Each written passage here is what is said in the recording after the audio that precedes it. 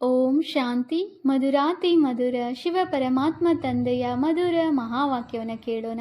ಇಂದಿನ ಮುರಳಿಯ ದಿನಾಂಕವಾಗಿದೆ 10/10/2025. ಪ್ರಾತಃ ಮುರಳಿ ಬಾಪ್ತಾದ ಮಧುಬನ್. ಮಧುರ ಮಕ್ಕಳೇ, ನಿಮಗೆ ಒಬ್ಬ ತಂದೆಯಿಂದ ಒಂದು ಮತ ಸಿಗುತ್ತದೆ. ಇದಕ್ಕೆ ಅದ್ವೈತ ಮತವೆಂದು ಹೇಳುತ್ತಾರೆ.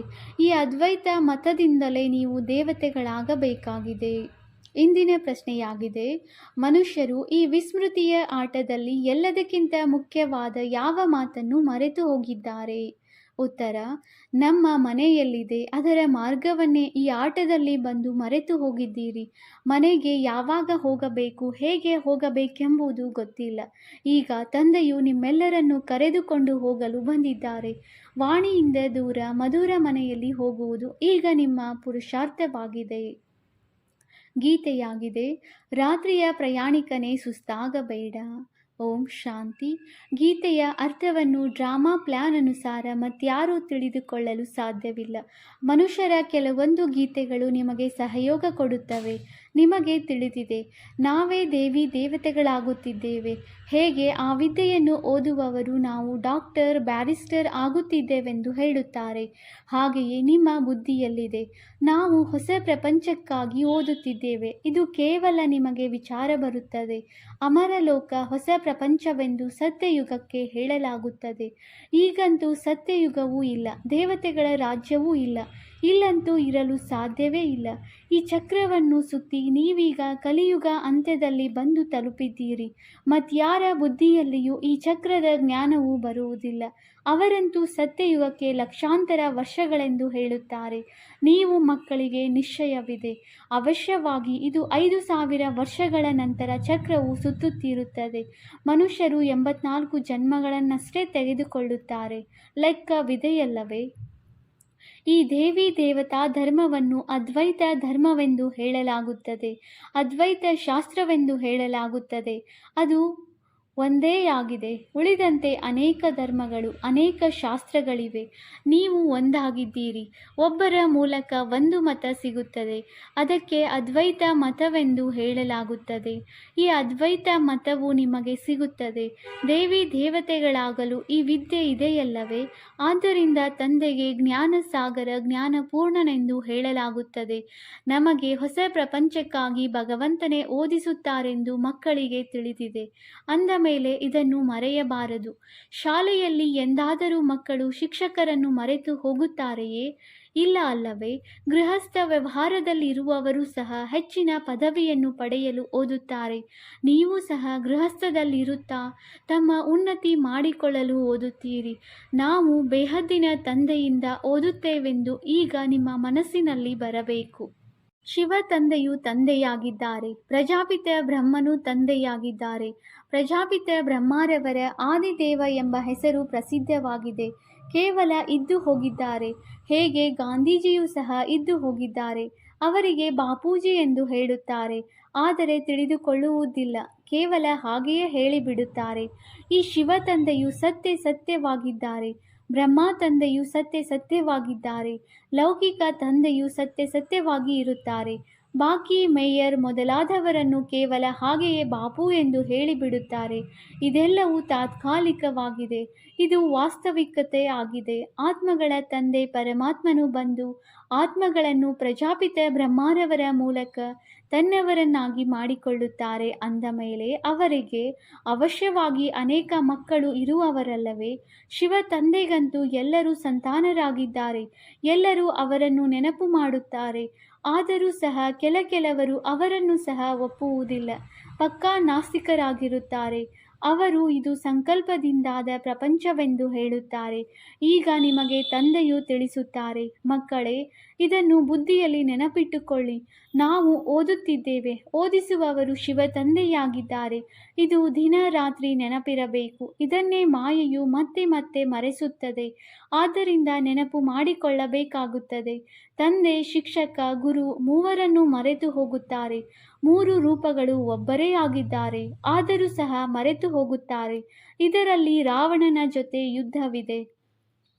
ತಂದೆಯು ತಿಳಿಸುತ್ತಾರೆ, ಹೇ ಆತ್ಮಗಳೇ, ನೀವು ಸತೋ ಪ್ರಧಾನರಾಗಿದ್ದೀರಿ, ಈಗ ತಮೋ ಪ್ರಧಾನರಾಗಿದ್ದೀರಿ. ಶಾಂತಿಧಾಮದಲ್ಲಿದ್ದಾಗ ಪವಿತ್ರತೆ ಇತ್ತು. ಪವಿತ್ರತೆ ಇಲ್ಲದೆ ಯಾವುದೇ ಆತ್ಮವು ಮೇಲಿರಲು ಸಾಧ್ಯವಿಲ್ಲ. ಆದ್ದರಿಂದ ಎಲ್ಲ ಆತ್ಮಗಳು ಈಗ ಪತಿತ ಪಾವನ ತಂದೆಯನ್ನು ಕರೆಯುತ್ತಿರುತ್ತಾರೆ. ಯಾವಾಗ ಎಲ್ಲರೂ ಪತಿತ ತಮೋ ಪ್ರಧಾನರಾಗಿ ಬಿಡುವರೋ ಆಗ ತಂದೆಯು ಬಂದು ತಿಳಿಸುತ್ತಾರೆ, ನಾನು ನಿಮ್ಮನ್ನು ಸತೋ ಪ್ರಧಾನರನ್ನಾಗಿ ಮಾಡುತ್ತೇನೆ. ನೀವು ಶಾಂತಿಧಾಮದಲ್ಲಿದ್ದಾಗ ಅಲ್ಲಿ ಎಲ್ಲರೂ ಪವಿತ್ರರಾಗಿದ್ದರು. ಅಲ್ಲಿ ಯಾವುದೇ ಅಪವಿತ್ರ ಆತ್ಮನಿರಲು ಸಾಧ್ಯವಿಲ್ಲ. ಎಲ್ಲರೂ ಶಿಕ್ಷೆಗಳನ್ನು ಅನುಭವಿಸಿ ಖಂಡಿತ ಪವಿತ್ರರಾಗಬೇಕಾಗಿದೆ. ಪವಿತ್ರರಾಗದೆ ಯಾರೂ ಹಿಂತಿರುಗಿ ಹೋಗಲು ಸಾಧ್ಯವಿಲ್ಲ. ಬ್ರಹ್ಮ ತತ್ವದಲ್ಲಿ ಲೀನವಾದರೂ ಜ್ಯೋತಿಯಲ್ಲಿ ಜ್ಯೋತಿಯು ಸಮಾವೇಶವಾಯಿತೆಂದು ಬಲೆ ಕೆಲವರು ಹೇಳುತ್ತಾರೆ. ಇವೆಲ್ಲವೂ ಭಕ್ತಿ ಮಾರ್ಗದ ಅನೇಕ ಮತಗಳಾಗಿವೆ. ನಿಮ್ಮದು ಇದು ಅದ್ವೈತ ಮತವಾಗಿದೆ. ತಂದೆಯೇ ಮನುಷ್ಯರಿಂದ ದೇವತೆಗಳನ್ನಾಗಿ ಮಾಡಲು ಸಾಧ್ಯ. ತಂದೆಯು ಕಲ್ಪ ಓದಿಸಲು ಬರುತ್ತಾರೆ. ಚಾಚೂ ತಪ್ಪದೆ ಕಲ್ಪದ ಹಿಂದಿನ ತರಹವೇ ಅವರ ಪಾತ್ರವೂ ನಡೆಯುತ್ತದೆ. ಇದು ಅನಾದಿ ಮಾಡಲ್ಪಟ್ಟ ನಾಟಕವಲ್ಲವೇ? ಸೃಷ್ಟಿ ಚಕ್ರವು ಸುತ್ತುತ್ತಿರುತ್ತದೆ. ಸತ್ಯ, ತ್ರೇತಾ, ದ್ವಾಪರ, ಕಲಿಯುಗ, ನಂತರ ಇದು ಸಂಗಮ ಯುಗವಾಗಿದೆ. ಮುಖ್ಯ ಧರ್ಮಗಳು ಇವಾಗಿವೆ: ದೇವತಾ ಧರ್ಮ, ಇಸ್ಲಾಂ ಧರ್ಮ, ಬೌದ್ಧ ಧರ್ಮ, ಕ್ರೈಸ್ತ ಧರ್ಮ. ಇದರಲ್ಲಿ ರಾಜ್ಯವು ನಡೆಯುತ್ತದೆ. ಬ್ರಾಹ್ಮಣರಿಗಾಗಲಿ ಕೌರವರಿಗಾಗಲಿ ರಾಜ್ಯಭಾರವಿಲ್ಲ. ನೀವೀಗ ಬೇಹದ್ದಿನ ತಂದೆಯನ್ನು ಮತ್ತೆ ನೆನಪು ಮಾಡಬೇಕಾಗಿದೆ. ಬ್ರಾಹ್ಮಣರಿಗೂ ಸಹ ನೀವು ತಿಳಿಸಬಹುದು. ತಂದೆಯು ಅನೇಕ ಬಾರಿ ತಿಳಿಸಿದ್ದಾರೆ. ಮೊಟ್ಟ ಮೊದಲು ಬ್ರಾಹ್ಮಣರು ಶಿಕೆಯಾಗಿದ್ದಾರೆ. ಮೊಟ್ಟ ಮೊದಲಿಗೆ ಬ್ರಹ್ಮನ ವಂಶಾವಳಿಯು ನೀವಾಗಿದ್ದೀರಿ. ಇದು ನಿಮಗೆ ತಿಳಿದಿದೆ. ಮತ್ತೆ ಭಕ್ತಿ ಮಾರ್ಗದಲ್ಲಿ ನಾವೇ ಪೂಜ್ಯರಿಂದ ಪೂಜಾರಿಗಳಾಗುತ್ತೇವೆ. ನಾವೀಗ ಪೂಜ್ಯರಾಗುತ್ತಿದ್ದೇವೆ. ಆ ಬ್ರಾಹ್ಮಣರು ಗೃಹಸ್ಥಿಗಳಾಗಿರುತ್ತಾರೆಯೇ ಹೊರತು ಸನ್ಯಾಸಿಗಳಲ್ಲ. ಸನ್ಯಾಸಿಗಳು ಹಠಯೋಗಿಗಳಾಗಿರುತ್ತಾರೆ. ಗೃಹಸ್ಥವನ್ನು ಬಿಡುವುದು ಹಠವಲ್ಲವೇ? ಹಠಯೋಗಿಗಳು ಅನೇಕ ಪ್ರಕಾರದ ಯೋಗಗಳನ್ನು ಕಲಿಸುತ್ತಾರೆ. ಜೈಪುರದಲ್ಲಿ ಹಠಯೋಗಿಗಳ ಮ್ಯೂಸಿಯಂ ಇದೆ. ಅದರಲ್ಲಿ ರಾಜಯೋಗದ ಚಿತ್ರವಿಲ್ಲ. ರಾಜಯೋಗದ ಚಿತ್ರವು ದಿಲ್ವಾಡ ಮಂದಿರದಲ್ಲಿದೆ. ಇದರ ಮ್ಯೂಸಿಯಂ ಅಂತೂ ಇಲ್ಲ. ಹಠಯೋಗದ ಮ್ಯೂಸಿಯಂಗಳು ಎಷ್ಟೊಂದಿವೆ. ರಾಜಯೋಗದ ಮಂದಿರಗಳು ಇಲ್ಲಿ ಭಾರತದಲ್ಲಿಯೇ ಇವೆ. ಇದು ಚೈತನ್ಯವಾಗಿದೆ. ನೀವಿಲ್ಲಿ ಚೈತನ್ಯದಲ್ಲಿ ಕುಳಿತಿದ್ದೀರಿ. ಸ್ವರ್ಗವು ಎಲ್ಲಿದೆ ಎಂದು ಮನುಷ್ಯರಿಗೇನೂ ತಿಳಿದಿಲ್ಲ. ದಿಲ್ವಾಡ ಮಂದಿರದಲ್ಲಿ ಕೆಳಗೆ ತಪಸ್ಸಿನಲ್ಲಿ ಕುಳಿತಿರುವ ಚಿತ್ರವಿದೆ. ಅದು ನಿಮ್ಮ ಪೂರ್ಣ ನೆನಪಾರ್ಥವಾಗಿದೆ. ಅವಶ್ಯವಾಗಿ ಸ್ವರ್ಗವನ್ನು ಮೇಲ್ಭಾಗದಲ್ಲಿಯೇ ತೋರಿಸಬೇಕಾಗುವುದು. ಇದರಿಂದ ಮನುಷ್ಯರು ಸ್ವರ್ಗವು ಮೇಲಿದೆ ಎಂದು ತಿಳಿದುಕೊಳ್ಳುತ್ತಾರೆ. ಈ ಚಕ್ರವು ಸುತ್ತುತ್ತಿರುತ್ತದೆ. ಅರ್ಧ ಕಲ್ಪದ ನಂತರ ಸ್ವರ್ಗವು ಮತ್ತೆ ಕೆಳಗಡೆ ಹೊರಟು ಹೋಗುವುದು. ಪುನಃ ಅರ್ಧಕಲ್ಪ ಸ್ವರ್ಗವು ಮೇಲೆ ಬರುವುದು. ಇದರ ಕಾಲಾವಧಿ ಎಷ್ಟೆಂಬುದನ್ನು ಯಾರೂ ತಿಳಿದುಕೊಂಡಿಲ್ಲ. ತಂದೆಯು ನಿಮಗೆ ಇಡೀ ಚಕ್ರದ ಜ್ಞಾನವನ್ನು ತಿಳಿಸಿದ್ದಾರೆ. ನೀವು ಜ್ಞಾನವನ್ನು ತಿಳಿದುಕೊಂಡು ಮೇಲೆ ಹೋಗುತ್ತೀರಿ. ನಂತರ ಚಕ್ರವು ಪೂರ್ತಿಯಾಗುತ್ತದೆ. ಮತ್ತೆ ಚಕ್ರವು ಹೊಸದಾಗಿ ಆರಂಭವಾಗುತ್ತದೆ.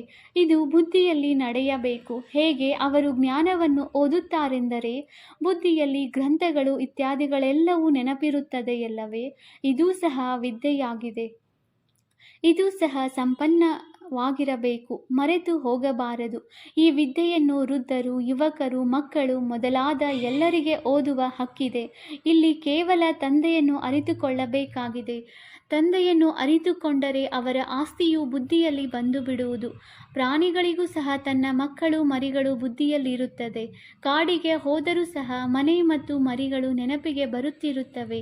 ತಾನೇ ಹುಡುಕಿಕೊಂಡು ಬಂದು ಬಿಡುತ್ತವೆ.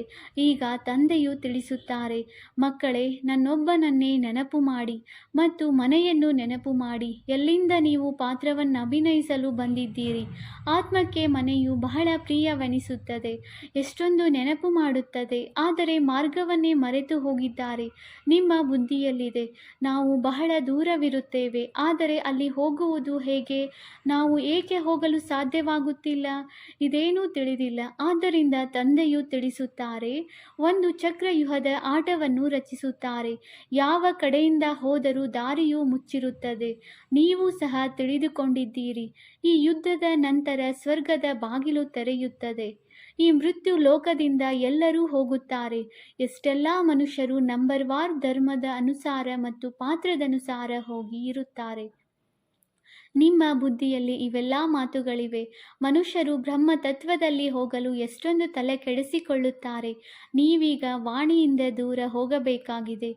ಆತ್ಮವು ಶರೀರದಿಂದ ಹೊರಟು ಹೋದರೆ ಮತ್ತೆ ಶಬ್ದವೇ ಇರುವುದಿಲ್ಲ. ಮಕ್ಕಳಿಗೆ ತಿಳಿದಿದೆ, ಅದು ನಮ್ಮ ಮಧುರ ಮನೆಯಾಗಿದೆ.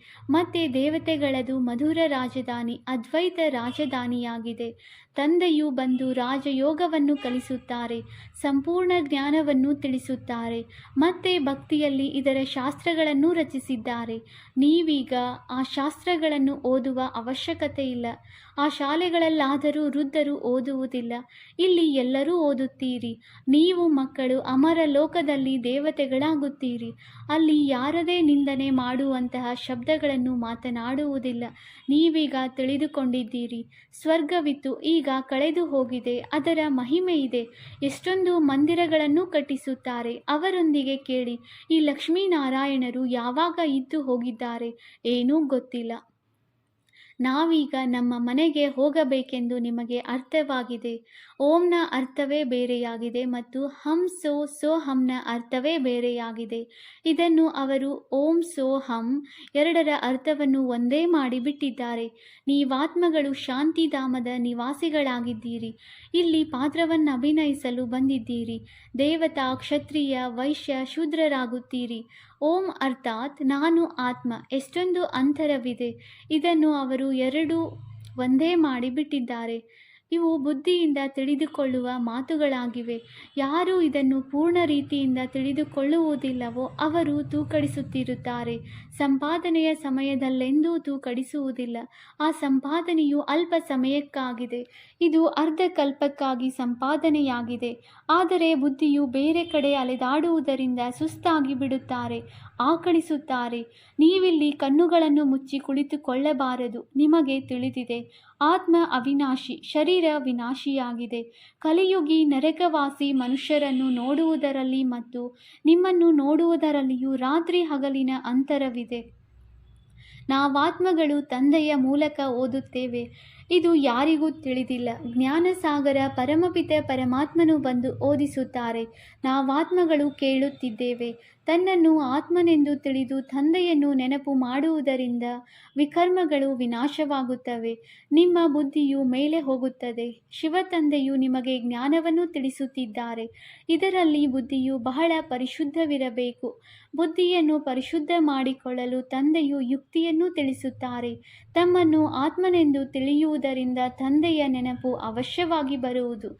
ತಂದೆಯ ನೆನಪು ಬರಲಿ. ಅರ್ಧ ಕಲ್ಪದಿಂದ ತುಂಡಾಗಿರುವ ಸಂಬಂಧವು ಮತ್ತೆ ಜೋಡಿಸಲ್ಪಡಲಿ ಎಂದೇ ತಮ್ಮನ್ನು ಆತ್ಮನೆಂದು ತಿಳಿಯಬೇಕಾಗಿದೆ. ಸತ್ಯಯುಗದಲ್ಲಂತೂ ಸುಖದ ಪ್ರಾರಬ್ಧವೇ ಇರುತ್ತದೆ, ದುಃಖದ ಮಾತು ಇರುವುದಿಲ್ಲ. ಅದಕ್ಕೆ ಸ್ವರ್ಗವೆಂದು ಹೇಳುತ್ತಾರೆ. ಸ್ವರ್ಗದ ರಚಯಿತನೇ ಸ್ವರ್ಗದ ಮಾಲೀಕರನ್ನಾಗಿ ಮಾಡುತ್ತಾರೆ. ಇಂತಹ ತಂದೆಯನ್ನು ಮಕ್ಕಳು ಎಷ್ಟು ಮರೆತು ಹೋಗುತ್ತಾರೆ. ತಂದೆಯು ಬಂದು ಮಕ್ಕಳನ್ನು ದತ್ತು ಮಾಡಿಕೊಳ್ಳುತ್ತಾರೆ. ಮಾರ್ವಾಡಿ ಜನಾಂಗದವರು ಸಹ ಬಹಳ ದತ್ತು ಮಾಡಿಕೊಳ್ಳುತ್ತಾರೆ. ಆಗ ಅವರಿಗೆ ನಾನು ಸಾಹುಕಾರರ ಮಡಿಲಿಗೆ ಬಂದಿನೆಂದು ಖುಷಿ ಇರುತ್ತದೆಯಲ್ಲವೇ? ಸಾಹುಕಾರರ ಮಗು ಬಡವರ ಬಳಿ ಎಂದು ಹೋಗುವುದಿಲ್ಲ. ಈ ಪ್ರಜಾಪಿತ ಬ್ರಹ್ಮನ ಮಕ್ಕಳಾಗಿದ್ದೀರಿ ಎಂದ ಮೇಲೆ ಅವಶ್ಯವಾಗಿ ಮುಖವಂಶಾವಳಿಯಾಗಿರಬೇಕಲ್ಲವೇ? ನೀವು ಬ್ರಾಹ್ಮಣರು ಮುಖವಂಶಾವಳಿಯಾಗಿದ್ದೀರಿ, ಅವರು ಕುಖವಂಶಾವಳಿಯಾಗಿದ್ದಾರೆ. ಇದರ ಅಂತರವನ್ನು ನೀವೇ ತಿಳಿದುಕೊಂಡಿದ್ದೀರಿ. ನೀವು ಇದನ್ನು ತಿಳಿಸಿದಾಗಲೇ ಅವರು ಮುಖವಂಶಾವಳಿಯಾಗುವರು. ಇದು ದತ್ತು ಮಾಡಿಕೊಳ್ಳುವುದಾಗಿದೆ. ಸ್ತ್ರೀಯನ್ನು ನನ್ನ ಸ್ತ್ರೀ ಎಂದು ತಿಳಿದುಕೊಳ್ಳುತ್ತಾರೆ ಅಂದಾಗ ಸ್ತ್ರೀ ಕುಖವಂಶಾವಳಿಯೋ ಅಥವಾ ಮುಖವಂಶಾವಳಿಯೋ? ಸ್ತ್ರೀ ಮುಖವಂಶಾವಳಿಯಾಗುತ್ತಾಳೆ. ಮತ್ತೆ ಅವರಿಗೆ ಮಕ್ಕಳಾದಾಗ ಅವರು ಕುಖವಂಶಾವಳಿಯಾಗುತ್ತಾರೆ. ತಂದೆಯು ತಿಳಿಸುತ್ತಾರೆ, ನೀವೆಲ್ಲರೂ ಮುಖವಂಶಾವಳಿಯಾಗಿದ್ದೀರಿ. ನನ್ನ ಜ್ಞಾನದಿಂದಲೇ ನನ್ನವರಾದಿರಲ್ಲವೇ? ನನ್ನ ಮಕ್ಕಳಾಗಿದ್ದೀರಿ. ಇದನ್ನು ಹೇಳಿದೊಡನೆಯೇ ನಶೆ ಏರುತ್ತದೆ. ಅಂದಾಗ ನೀವೆಲ್ಲರೂ ಮುಖವಂಶಾವಳಿಯಾಗಿದ್ದೀರಿ. ಆತ್ಮಗಳು ಮುಖವಂಶಾವಳಿಯಾಗುವುದಿಲ್ಲ. ಆತ್ಮವು ಅನಾದಿ ಅವಿನಾಶಿಯಾಗಿದೆ. ಈ ಮನುಷ್ಯ ಸೃಷ್ಟಿಯು ಹೇಗೆ ಪರಿವರ್ತನೆಯಾಗುತ್ತದೆ ಎಂಬುದನ್ನು ನೀವು ತಿಳಿದುಕೊಂಡಿದ್ದೀರಿ. ನೀವು ಮಕ್ಕಳಿಗೆ ಬಹಳಷ್ಟು ಯುಕ್ತಿಗಳು ಸಿಗುತ್ತವೆ. ಆದರೂ ಸಹ ತಂದೆಯು ಹೇಳುತ್ತಾರೆ, ಏನಾದರೂ ಧಾರಣೆಯಾಗುತ್ತಿಲ್ಲ ಅಥವಾ ಹೇಳಲು ಬರುತ್ತಿಲ್ಲವೆಂದರೆ ಕೇವಲ ನೀವು ತಂದೆಯನ್ನು ನೆನಪು ಮಾಡುತ್ತಾ ಇರಿ. ಆಗ ಭಾಷಣ ಮಾಡುವವರಿಗಿಂತಲೂ ಶ್ರೇಷ್ಠ ಪದವಿಯನ್ನು ಪಡೆಯುತ್ತೀರಿ. ಭಾಷಣ ಮಾಡುವವರಾದರೂ ಬಿರುಗಾಳಿಯಲ್ಲಿ ಬೀಳುತ್ತಾರೆ. ಅವರು ಹಾಗೆ ಬೀಳದೆ ತಂದೆಯನ್ನು ನೆನಪು ಮಾಡುತ್ತಾ ಇದ್ದರೆ ಹೆಚ್ಚು ಪದವಿಯನ್ನು ಪಡೆಯಬಲ್ಲರು. ಎಲ್ಲರಿಗಿಂತ ಹೆಚ್ಚು ಯಾರು ವಿಕಾರದಲ್ಲಿ ಬೀಳುತ್ತಾರೆಯೋ ಅವರು 5ನೇ ಅಂತಸ್ತಿನಿಂದ ಬೀಳುವುದರಿಂದ ಮೂಳೆಗಳು ಪುಡಿಪುಡಿಯಾಗುತ್ತವೆ. 5ನೇ ಅಂತಸ್ತು ದೇಹಾಭಿಮಾನವಾಗಿದೆ. 4ನೆಯ ಅಂತಸ್ತು ಕಾಮ ವಿಕಾರವಾಗಿದೆ. ತಂದೆಯು ತಿಳಿಸುತ್ತಾರೆ, ಕಾಮ ಮಹಾಶತ್ರುವಾಗಿದೆ. ಬಾಬಾ ನಾನು ಬಿದ್ದು ಹೋದನೆಂದು ಹೇಳುತ್ತಾರೆ. ಕ್ರೋಧವು ಬಂದಾಗ ನಾವು ಬಿದ್ದು ಹೋದೆವೆಂದು ಹೇಳುವುದಿಲ್ಲ. ಮುಖ ಕಪ್ಪು ಮಾಡಿಕೊಳ್ಳುವುದರಿಂದ ಬಹಳ ದೊಡ್ಡ ಪೆಟ್ಟು ಬೀಳುತ್ತದೆ. ಅವರು ಅನ್ಯರಿಗೆ ಕಾಮ ಮಹಾಶತ್ರುವೆಂದು ಹೇಳಲು ಸಾಧ್ಯವಿಲ್ಲ. ತಂದೆಯು ಮತ್ತೆ ಮತ್ತೆ ತಿಳಿಸುತ್ತಾರೆ, ವಿಕಾರಿ ದೃಷ್ಟಿಯಿಂದ ಬಹಳ ಸಂಭಾಲನೆ ಮಾಡಿಕೊಳ್ಳಬೇಕಾಗಿದೆ. ಸತ್ಯಯುಗದಲ್ಲಿ ಸಂಭಾಲನೆ ಮಾಡುವ ಅವಶ್ಯಕತೆಯೇ ಇಲ್ಲ. ವಿಕಾರಿ ದೃಷ್ಟಿಯೇ ಇರುವುದಿಲ್ಲ. ನಿರ್ವಿಕಾರಿ ದೃಷ್ಟಿ ಇರುತ್ತದೆ. ಅದು ನಿರ್ವಿಕಾರಿ ರಾಜ್ಯವಾಗಿದೆ. ಈ ಸಮಯದಲ್ಲಿ ವಿಕಾರಿ ಪ್ರಪಂಚವಾಗಿದೆ. ಈಗ ನೀವಾತ್ಮಗಳಿಗೆ ನಿರ್ವಿಕಾರಿ ದೃಷ್ಟಿಯು ಸಿಗುತ್ತದೆ. ಇದು 21 ಜನ್ಮಗಳವರೆಗೆ ಕೆಲಸ ಮಾಡುತ್ತದೆ. ಅಲ್ಲಿ ಯಾರೂ ವಿಕಾರಿಗಳಾಗುವುದಿಲ್ಲ. ಈಗ ಮುಖ್ಯ ಮಾತನ್ನು ತಂದೆಯು ತಿಳಿಸುತ್ತಾರೆ. ತಂದೆಯನ್ನು ನೆನಪು ಮಾಡಿ ಮತ್ತು 84 ಜನ್ಮಗಳ ಚಕ್ರವನ್ನು ನೆನಪು ಮಾಡಿ. ಇದೂ ಸಹ ಆಶ್ಚರ್ಯದ ಮಾತಾಗಿದೆ. ಶ್ರೀನಾರಾಯಣನ ಆತ್ಮವೇ ಅಂತಿಮದಲ್ಲಿ ಬಂದು ಭಾಗ್ಯಶಾಲಿ ರಥವಾಗುತ್ತದೆ. ಅವರಲ್ಲಿ ತಂದೆಯ ಪ್ರವೇಶತೆಯಾಗುತ್ತದೆ. ಆಗ ಭಾಗ್ಯಶಾಲಿಯಾಗುತ್ತಾರೆ. ಬ್ರಹ್ಮನಿಂದ ವಿಷ್ಣು, ವಿಷ್ಣುವಿನಿಂದ ಬ್ರಹ್ಮ. ಈ 84 ಜನ್ಮಗಳ ಚರಿತ್ರೆಯು ನಿಮ್ಮ ಬುದ್ಧಿಯಲ್ಲಿರಬೇಕು. ಒಳ್ಳೆಯದು. ಮಧುರಾತಿ ಮಧುರ. ಅಗಲಿ ಹೋಗಿ ಮರಳಿ ಸಿಕ್ಕಿರುವ ಮಕ್ಕಳ ಪ್ರತಿ ಮಾತಾಪಿತ ಬಾಪ್ದಾದಾರವರ ನೆನಪು, ಪ್ರೀತಿ ಹಾಗೂ ಸುಪ್ರಭಾತ. ಆತ್ಮಿಕ ಮಕ್ಕಳಿಗೆ ಆತ್ಮಿಕ ತಂದೆಯ ನಮಸ್ತೆ. ನಾವು ಆತ್ಮಿಕ ಮಕ್ಕಳಿಂದ ಆತ್ಮಿಕ ತಂದೆಗೆ ನೆನಪು, ಪ್ರೀತಿ ಹಾಗೂ ನಮಸ್ತೆ ನಮಸ್ತೆ ನಮಸ್ತೆ. ಧಾರಣೆಗಾಗಿ ಮುಖ್ಯ ಸಾರ. Point number 1. ತಂದೆಯ ನೆನಪಿನಿಂದ ಬುದ್ಧಿಯನ್ನು ಪರಿಶುದ್ಧ ಮಾಡಿಕೊಳ್ಳಬೇಕಾಗಿದೆ. ಬುದ್ಧಿಯು ವಿದ್ಯೆಯಿಂದ ಸದಾ ಸಂಪನ್ನವಾಗಿರಲಿ. ತಂದೆ ಮತ್ತು ಮನೆಯನ್ನು ಸದಾ ನೆನಪಿಟ್ಟುಕೊಳ್ಳಬೇಕು ಮತ್ತು ಅನ್ಯರಿಗೂ ನೆನಪು ತರಿಸಬೇಕಾಗಿದೆ. Point number 2. ಈ ಅಂತಿಮ ಜನ್ಮದಲ್ಲಿ ವಿಕಾರಿ ದೃಷ್ಟಿಯನ್ನು ಸಮಾಪ್ತಿ ಮಾಡಿಕೊಂಡು ನಿರ್ವಿಕಾರಿ ದೃಷ್ಟಿಯನ್ನಾಗಿ ಮಾಡಿಕೊಳ್ಳಬೇಕಾಗಿದೆ. ವಿಕಾರಿ ಕಣ್ಣುಗಳ ಮೇಲೆ ಬಹಳ ಗಮನವಿಡಬೇಕಾಗಿದೆ. ವರದಾನ. ದಾತಾತನದ ಸ್ಥಿತಿ ಮತ್ತು ಸಮಾವೇಶ ಮಾಡಿಕೊಳ್ಳುವ ಶಕ್ತಿಯ ಮೂಲಕ ಸದಾ ವಿಘ್ನ ವಿನಾಶಕ ಸಮಾಧಾನ ಸ್ವರೂಪ ಭವ. ವಿಘ್ನ ವಿನಾಶಕ ಸಮಾಧಾನ ಸ್ವರೂಪರಾಗುವ ವರದಾನ ವಿಶೇಷ 2 ಮಾತಿನ ಆಧಾರದ ಮೇಲೆ ಪ್ರಾಪ್ತಿಯಾಗುವುದು. ಮೊದಲನೆಯದು, ಸದಾ ಸ್ಮೃತಿ ಇರಲಿ. ನಾನು ದಾತಾನ ಮಗುವಾಗಿದ್ದೇನೆ, ಆದ್ದರಿಂದ ನಾನು ಎಲ್ಲರಿಗೂ ಕೊಡಬೇಕು. ಮಾನ್ಯತೆ ಸಿಕ್ಕಿದರೆ, ಸ್ನೇಹ ಸಿಕ್ಕಿದರೆ ಆಗ ಸ್ನೇಹಿಯಾಗುವೆ ಅಲ್ಲ, ನಾನು ಕೊಡಲೇಬೇಕು. ಎರಡನೆಯದಾಗಿದೆ, ಸ್ವಯಂನ ಪ್ರತಿ ಹಾಗೂ ಸಂಬಂಧ ಸಂಪರ್ಕದಲ್ಲಿ ಸರ್ವರ ಪ್ರತಿ ಸಮಾವೇಶ ಮಾಡಿಕೊಳ್ಳುವ ಶಕ್ತಿ ಸ್ವರೂಪ ಸಾಗರ ಆಗಬೇಕು. ಇದೇ 2 ವಿಶೇಷತೆಗಳಿಂದ ಶುಭ ಭಾವನೆ, ಶುಭ ಕಾಮನೆಯಿಂದ ಸಂಪನ್ನ ಸಮಾಧಾನ ಸ್ವರೂಪರಾಗಿ ಬಿಡುವಿರಿ. ಸ್ಲೋಗನ್. ಸತ್ಯವನ್ನು ನಿಮ್ಮ ಜೊತೆಗಾರರನ್ನಾಗಿ ಮಾಡಿಕೊಳ್ಳಿ, ಆಗ ನಿಮ್ಮ ನೌಕೆ ಎಂದೂ ಮುಳುಗಲು ಸಾಧ್ಯವಿಲ್ಲ. ಅವ್ಯಕ್ತ ಸೂಚನೆ. ಸ್ವಯಂನ ಮತ್ತು ಸರ್ವರ ಪ್ರತಿ ಮನಸ್ಸಾ ಮೂಲಕ ಯೋಗದ ಶಕ್ತಿಗಳ ಪ್ರಯೋಗ ಮಾಡಿ. ಯಾವಾಗ ಮನಸ್ಸಿನಲ್ಲಿ ಸದಾ ಶುಭ ಭಾವನೆ ಅಥವಾ ಶುಭ ಆಶೀರ್ವಾದ ಕೊಡುವ ಸ್ವಾಭಾವಿಕ ಅಭ್ಯಾಸವಾದಾಗ ನಿಮ್ಮ ಮನಸ್ಸಾ ಬ್ಯುಸಿಯಾಗಿ ಬಿಡುತ್ತದೆ. ಮನಸ್ಸಿನಲ್ಲಿ ಯಾವ ಏರುಪೇರು ಆಗುತ್ತದೆಯೋ ಅದರಿಂದ ಸ್ವತಃವೇ ದೂರವಾಗಿ ಬಿಡುತ್ತದೆ. ತಮ್ಮ ಪುರುಷಾರ್ಥದಲ್ಲಿ ಕೆಲವೊಮ್ಮೆ ಹೃದಯ ವಿದೀರ್ಣ ಆಗುತ್ತದೆ, ಅದು ಆಗುವುದಿಲ್ಲ, ಜಾದೂ ಮಂತ್ರವಾಗಿ ಬಿಡುತ್ತದೆ. ಓಂ ಶಾಂತಿ.